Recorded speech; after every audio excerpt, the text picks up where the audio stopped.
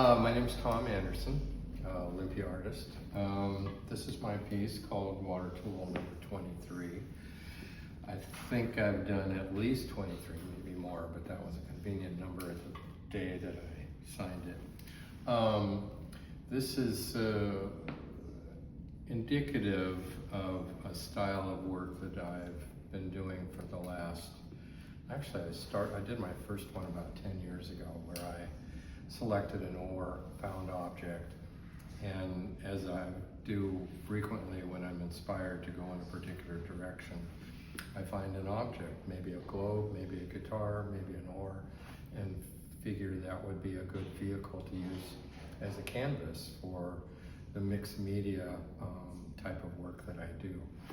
In this case, it's copper leaf, patina, which is different kinds of chemicals that I have developed and worked with, pastel, varnish, graphite, pieces of copper, metal. I like to do assemblies. They're almost like kind of industrial quilts where I'm gathering materials and putting it together. And of course, the theme of the ore is very,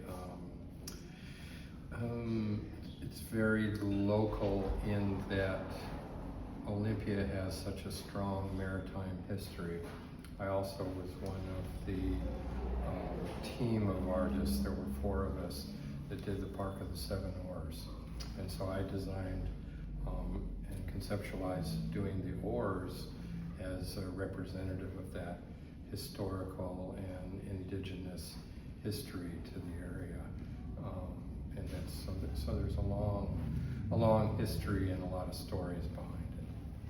I have to ask if you're a paddler yourself.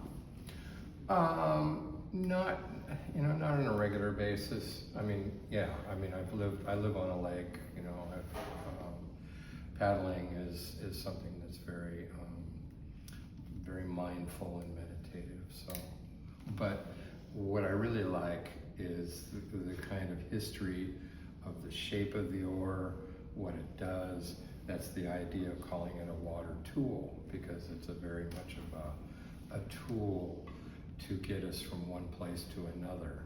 And it goes back, I think the earliest one is like, 40,000 years old or something that they found archaeologically. So, yeah. I'm curious about what happens for you, or what happens for the viewer when the art and history is placed side by side, like this particular historic photograph of the folks in their bathing suits by the water. I think it's Offutt Lake. Yeah, that one is Offutt Lake.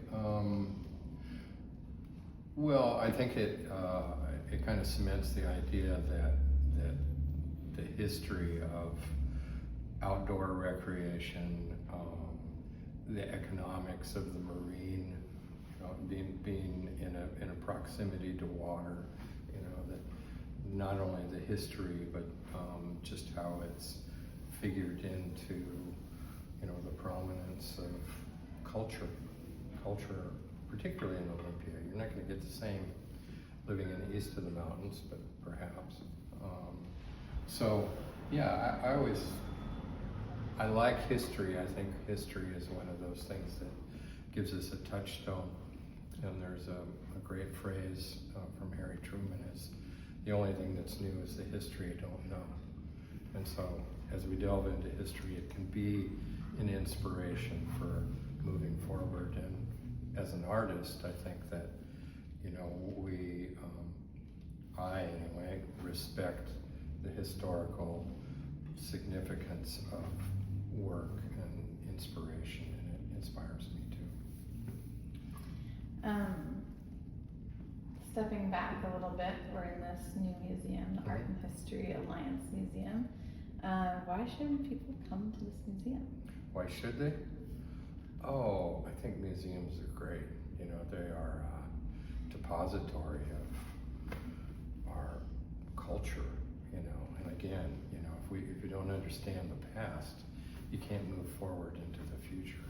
I think it gives us a template to work with. And I think it's fascinating. Olympia's got an amazing history that most people don't know about.